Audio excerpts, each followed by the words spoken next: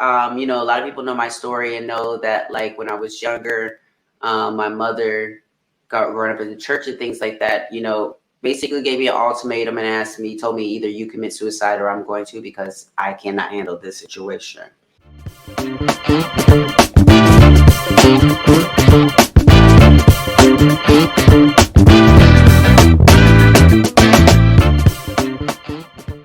Miss Angelica Ross, what's up? Well, thank you very much, and thank you for that amazing intro. Thank you. How are you today? I am good. I'm rested a little bit because I just had a nap earlier today. I went to the DMV earlier this morning, so that was quite interesting. There was day 2 of the DMV because day 1 I didn't have what I needed. So, but you wait in line for like an hour before you realize you don't have what you need. Yes. So day 2, but still just calm and collective. It was amazing. And what was so amazing is like I was wearing a headscarf, sunglasses. I'm in a DMV, and this guy comes up to me. He's just like, I just want to let you know that I love everything that you do, and I support you in the movie. And I'm just like, well, thank you. I appreciate that. But I'm thinking to myself, now, I thought I was out here being incognito. and here I am getting, and everybody's recognizing me. The person that did my car verification, they were like, oh, yes, And it's just, sometimes I feel good because sometimes when you're doing a lot of this work and sometimes you're dealing with all these challenges, there's when you're LGBTQ and all that, we're talking about bills and. Well, I absolutely love the work that you do. I want to talk about where I first learned about you, or where I fell in love with you at. I gotta talk about Pose. Yes. Miss Candy Furiosity. Yeah. How what through all the seasons of that show, what did you take from it? What I took, honestly, it's something that I've always known as an actor, but I guess I think I really experienced on Pose is that there's a saying, there are no small parts, only small actors, and so even though Candy was not considered to be the main character, she took up so much space in a way that that left a mark on people. And so that's what I learned out of those whole 3 years. It was really just about how I showed up. Yeah. I believe that if you all came out right now and said, okay, so we're going to do a reunion show, America would shut down just for y'all. I believe it. What was the reaction, or how did you guys feel whenever, because like to me, Pose was accepted universally from the LGBTQ community, the heterosexuals, like everyone loved Pose. It was, it seemed like that, and we definitely did have a universal audience, hands down. We had a universal audience, but it's so funny because there was still a huge, our community, and like, and especially in the Black community, there's this huge sector that's either transphobic, homophobic, or both, and really just pretending not to be, what I'm saying, and just pretending to be cool with everybody. And so, like, there's a lot of Black folks who never saw the show, and folks who are in the industry never saw the show, didn't understand its the value of the show, and thought that, really that all of us actors on the show were just, niche actors, what I'm saying, that we're lucky to have this show sort of situation. But, what I think a lot of us proved is that we were valuable not only to that story, but in many other stories beyond Pose. Yeah. For me, I'm not gonna lie. You all taught me. I thought I knew what it was to be a part of the LGBTQ. Y'all taught me, Taz, you don't know nothing. Everything that you think you know is absolutely null and void. You dealt with so many issues, even in your character. How did you get into the mindset to play that role? Because you had a very emotional role. Yeah.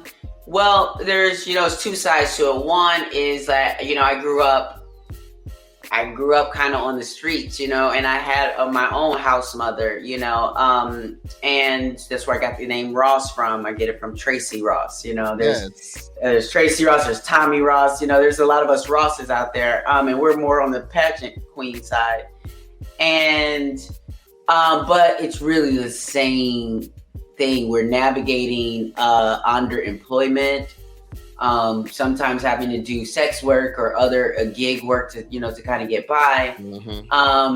And so there were a lot of girls that raised me, sort of, so to speak, and sisters that I grew up with.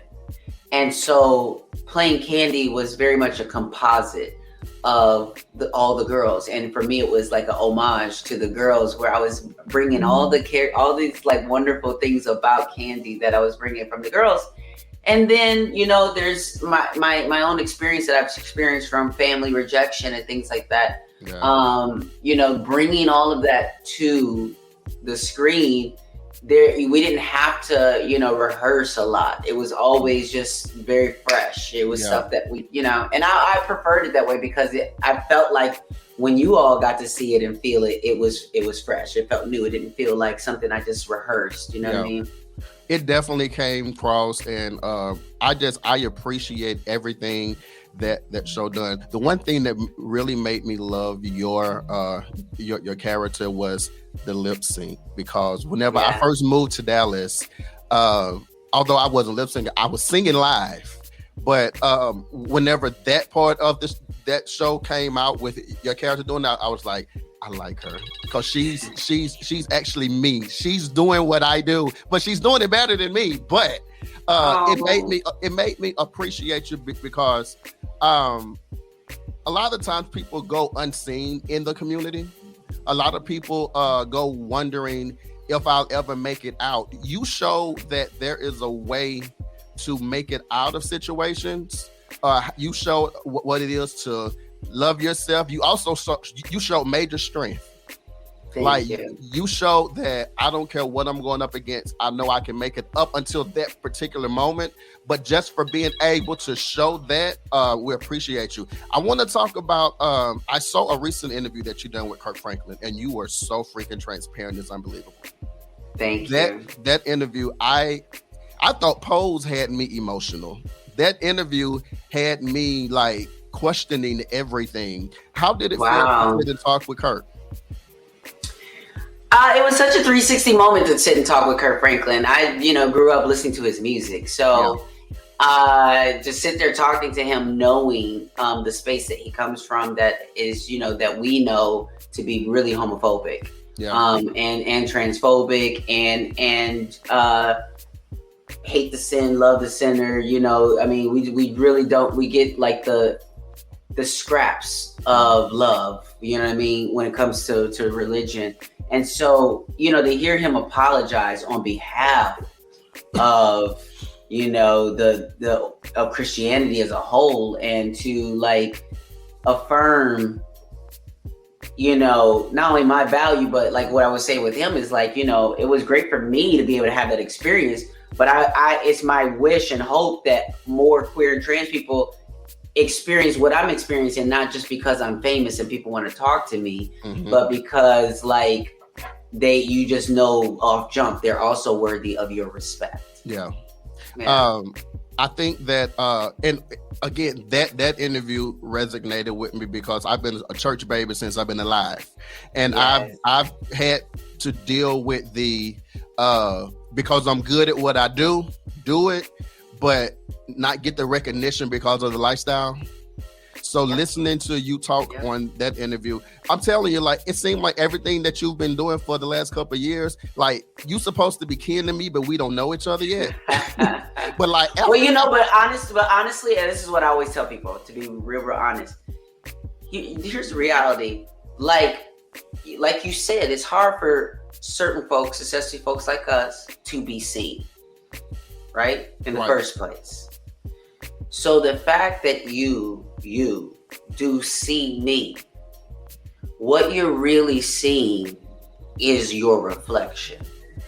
What you're really seeing is someone who, like you, is working towards their dreams and goals, regardless of anyone handing it to them, greenlighting them, or even affirming to them, hey, baby, boo, you going in the right direction, whether you got a cheerleader or not. Yeah. And that's the thing. Like like even with, it all depends on the situation or whatever. But let me just say that, like, I have some great fans, you know what I mean? And I go hard, but I also can feel this very real ignoring from people, when I am working my tail off and putting things out there. People I know, people who say they're friends, people who say they support, and blah, blah, blah. And it's just like, I don't see them nowhere, you know what I'm saying? Like, and so it's like, it's all good, it's all fine.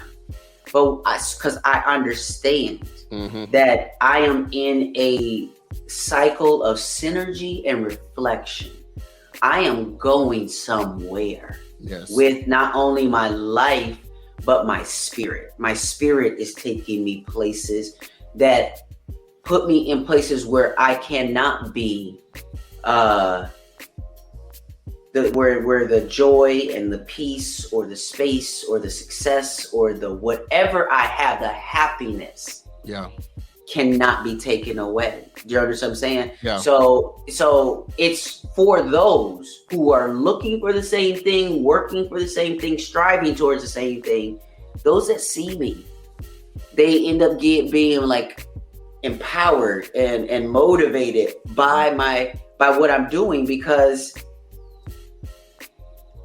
they see themselves. Like, that's what I try to tell people. I'm special. Yeah, I'm good. Yeah. I mean, I own all the things that I am, but I am also just amongst in the big scheme of this big ass planet and all the things that are going on.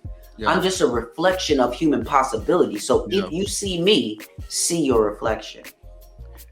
Whenever you came to that realization for yourself, how did you feel? When I finally realized that the world that I see was just a reflection to me and my own possibilities and what was possible for my life, I was able to breathe a little better, let go, to not judge myself so much, to not be working at such a feverish pace. Yeah. Like, why am I not where I need to be? I need to get here. I'm not doing this yet. I'm not doing that yet. And I just, when you let go of all of that and sort of start to embrace every aspect of the journey, the beginning, the middle, the plot twist, and the end. So I love your new single, Purr. Are you feeling it? Is it making you purr? It's making me purr. It's making me dance, and I don't even dance. But you make me want to get up and do a little something. And I'm seeing all of this wonderful equipment behind you. So is it fair to say that you are the writer, producer, and everything? Well, not on this track. On this track, I am the writer. One of the writers. I wrote it with two friends that maybe a couple days after I finished my run on Broadway as Roxy Hart in Chicago. Thank you very much. Yes. My manager hooked me up with these songwriters right before I left New York. Mm-hmm. And we sat and wrote this in one sitting. Alex International is the producer of the track. And as soon as he played it for me, I was like, excuse me? Yes. And so we started writing to it. But I have another song that's going to be coming out right after this one. It's a more of like an up-tempo ballad that I wrote and produced the music in my studio. It's called Higher Ground, and it's with Terrell Carter. I don't know if you know Terrell Carter, but Terrell Carter I know Terrell Carter. Oh my God, the singing sensation himself. Exactly. So he is crooning on this track, and it's just it's so beautiful. We both sound so beautiful on the track, so I cannot wait to release that one as well. So I got a lot of music on the way, a lot. Well, I manifested you on this show. My next manifestation is I'm doing a song with you. I'm gonna just send your manager all my stuff and be like, tell her listen to me. And whenever she I'm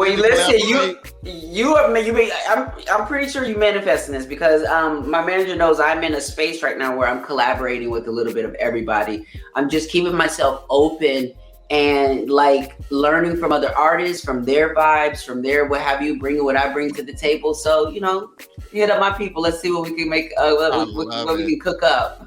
So let's talk about let's talk about the concept. Yes.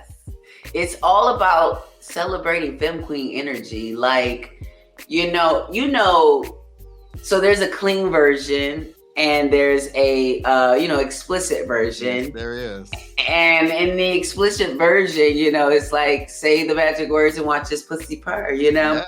And we know that in our community, we know that pussy, being pussy, Mm-hmm. is a vibe. Yes. You know what I'm saying? Pussy is a vibe, and can't everybody, get into it? You know what I'm saying? Not everybody embraces that, even though there's a mask and femme side to us all. Yeah. But this song "Purr" is all for those who embrace the pussy in them. You know what I'm saying? And want to hear it and watch it purr. So I'm hoping, and I already see people already on social media starting to play the music in their reels and things like that, and watching them purr. And I just cannot wait for summer. I'm performing this song at Stonewall Day in New York at the end of Pride month in June. And it's going to be in the same lineup as Christina Aguilera. You know what I'm saying? It's going to be a big moment for me, for our community. And I'm just so happy that as soon as people hit play, they feel it and start celebrating with me. Like, this is one of those songs that you immediately get. You ain't gotta be like, oh girl, that's cute. Or you ain't gotta like make up, whatever. No, it makes you feel something. You know what I mean? It comes on like from the very first beat. See, like I just recently got into that genre. Mm-hmm. But I am soaked into it now. Like when I'm feeling down or I'm feeling like, that's where I go to now. Yes, it's giving Renaissance vibes, it's giving Donna Summers vibes. Like, as soon as I heard the track, I knew that it was going to be a great song and for community, but I was a little nervous to do it because I was just like, oh, this is like a bop vibe. Like, can I bring what I need to bring? But let me tell you, I got a surprise. Like, I have some visuals that I shot with Derek Blanks in Atlanta. Yeah. And I'm actually looking at over the video footage right now to kind of select some moments, and it's going to be nasty. Like, I am so excited to drop these visuals. So hopefully in the next couple of weeks, I'll be dropping some visuals, and we got a surprise appearance in those visuals from a couple people that you all love very, very, very much. Wow. I have to say it, and I hope my viewers and listeners don't be offended, baby. Your body is ridiculous. I don't know what your diet is or what it's not, but that thing is working. Chicken and fish. Mostly chicken and fish and vegetables. Smoothies. Speaking of chicken, since I told you about it earlier, baby, that chicken sandwich you had on Instagram made me want to go get one right then and there. Oh my goodness. Yeah, I'm bad with chicken, but there's some great, I live downtown Los Angeles, so there's some great spots that I can kind of run and get something quick. But, lately I live so close to the grocery store that I go to the grocery store, grab something real quick. And I've been cooking something. I used to not cook. I could. My mom taught me how to cook. Yeah. But I just didn't cook, and I had assistants doing stuff for me and blah, blah, blah. But now I don't have any assistance right now, and I've been doing like everything pretty much myself. Mm-hmm. And to be honest, like it's been great because not everybody understands what it takes to do this work and to be me and to show up and whatever. And I hustle hard. And I hustle so hard, and what people just fail to realize, even sometimes people who work for me, and even people who have seen the money and seeing that, like, I don't get a weekly check. Mm-hmm. I work and have these big jobs, and sometimes, have to wait 30 days or more to get paid. And so, what I've learned is that, like, the sacrifice that it takes and all of that, just so other people can feel comfortable with their weekly check, and other people can feel comfortable and all these different things, but they're not giving the kind of effort that I'm giving, and I don't get that kind of weekly check. Meaning, I'm working like you would not believe. You understand what I'm saying? But of course, my life, my dream, my thing, my whatever. But like, I'm also paying people, you know, I was paying people great full salaries or, you know, whatever. And like, you know, folks were like half showing up or giving me, I'm sorry, my bad. All these things are costing me money and all the different things or whatever. And so like, what I think I'm doing right now, at least the chapter I'm in right now, is I'm slowing down. Yeah. Because so that I can manage things myself. Yeah. Because again, as much people look on the outside and be like, oh, I want to do this and I want to do that or whatever. When you really get into it and see what the commitment or what it's real, what this is really asking of you, folks don't really want that kind of smoke. They don't want to, you know, whatever. And it's just like, you know, and again, I'm only saying this to say it so that people understand. I'm not just talking about just paying people any whatever. I'm talking about paying people like $70,000 a year. You understand what I'm saying? Like to and wanting to get their commitment and not getting it, you know? And so you know, so like again, I'm at a really, really, really beautiful, peaceful space right now where I have my management, my agents, you know, or whatever. I make my own music when I want to make my own music. You know, I'm producing things. I'm writing a movie, right? I'm it's not writing, excuse me. I'm executive producing a movie that I'm starring in with someone very notable, who's also co-executive producing it with me. We have an amazing director that just came on board. So I'm working on my first feature film. That takes time. I'm producing other, you know, things that are in the works. So I'm kind of just minding my business and like really trying not to get lost in the fame and the celebrity and all of that because again, you don't see me out here in the streets at all the things because who gonna pay for that? Facts. You know what I'm saying? Like if that ain't making me money, like yes, okay. No. You know what I'm saying? Like, look, I don't go to every premiere. I'm about to go to this Transformers premiere because my girl MJ Rodriguez is in the movie. You know what I'm saying? Serious? So, yeah, so I'm gonna go. I'm gonna be like that's at least what I've seen because I've seen her post about it and blah blah blah. So like I just got the invite. I think it's on the 1st, June 1st, is the premiere here in LA.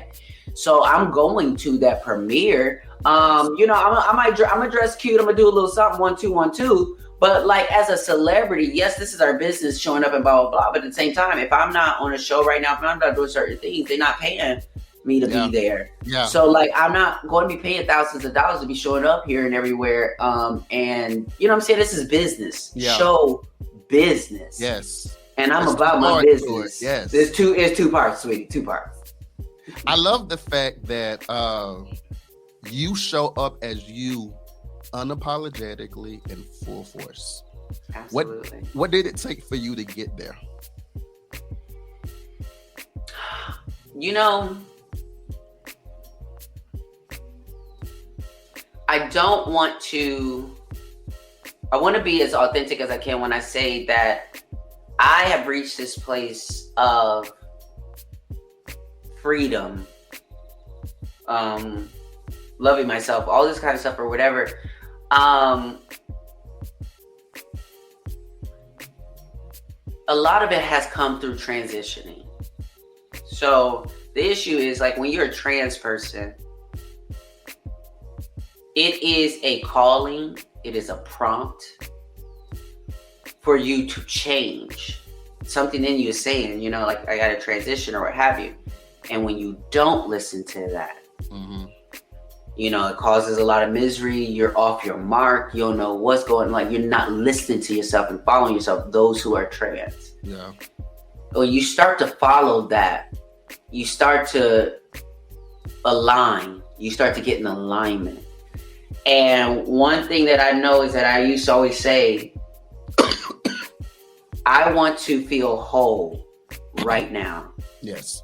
Not when I have a partner and I'm in a relationship. Yeah. Not when I have the surgery.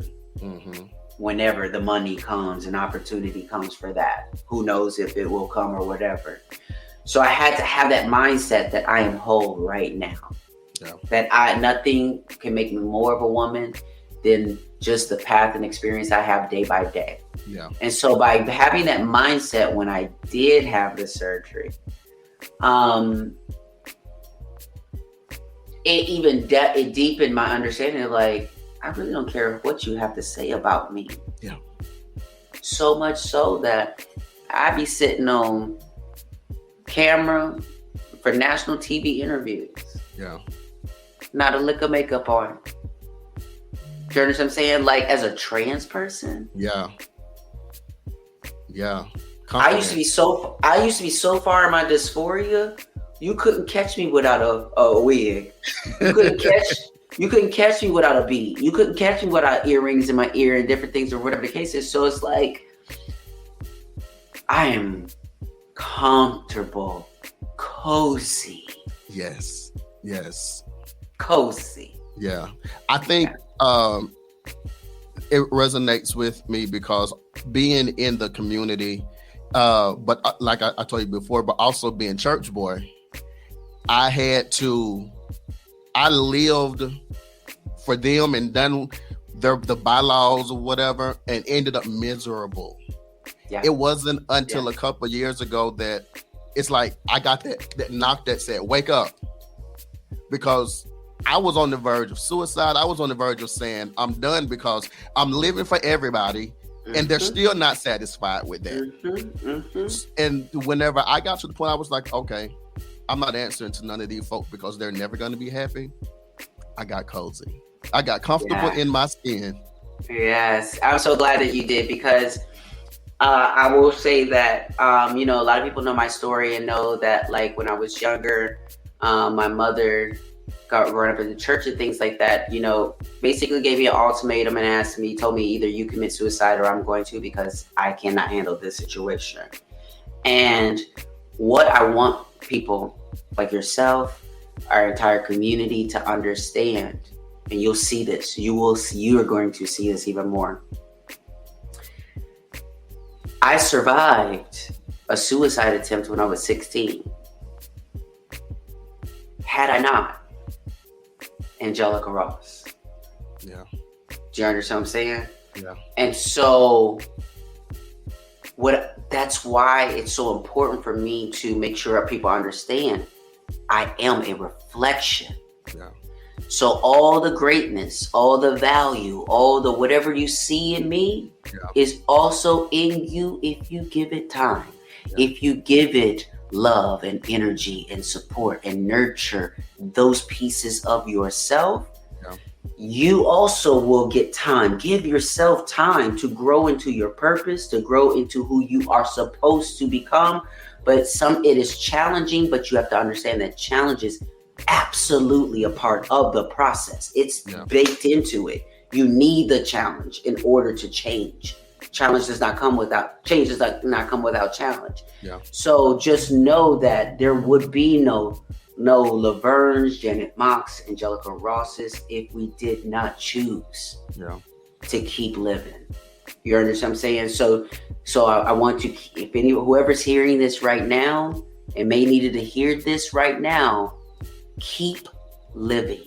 Yeah. Regardless of what it looks like in your circumstances, just know, like any good movie, you are in the part of the film where we're watching and waiting for the person to get it and to get over and to overcome whatever obstacles in front of them. Keep living. Where can our listeners and viewers find out more about you, and where can we get Purr? Yes, well, listen, Purr is on all platforms right now. You can download it everywhere. You can play it on YouTube. You can play it on Tidal, Apple Music, Spotify, wherever you listen to and stream music. Please download, add Purr to your playlist, to your gym playlist, to your sweat it out playlist. Yes. But also you can always visit me at Miss Ross, MISSROSS.com. That is where I will continue to roll out a lot of things that are on the way. So if you stay tuned at MissRoss.com, you'll get to see a lot of great stuff on the way. Absolutely. Ladies and gentlemen, we will definitely have a link on our website to find her music and to her website. But we want to thank you so much, Miss Angelica Ross, for spending a little time with your boy in the spotlight on the intro. Whenever you come to Dallas, I need you in Dallas. Baby, got you. Listen, when I come to Dallas, we're going to do a writing session. How about that? That's what we're going to do. Y'all heard it first right here on the mother freaking intro. Taz and Angelica Angelica in the studio. Y'all got me excited. See, I don't normally get this excited, but girl, you got me. But look, everybody, thank you guys for looking. Thank you guys for watching. Angelica, I love you so much, and thank you for being. Anything else you would like to share before we leave? That's it. Just also support Trans Tech, my nonprofit that's all about helping marginalized folks learn technology and build their skills so that they can compete in this job market. Yes. And you don't have to be trans to be a part of Trans Tech. You just have to understand that all bodies are valuable. Yes. And that body behind you is hella. I'm going to the gym when I leave here, girl. I'm going to the gym. I promise. But ladies and gentlemen, this is the intro podcast. Once again, Miss Angelica Ross. Check out her on all streaming platforms. Thank you guys for looking. Thank you guys for watching. And we are out.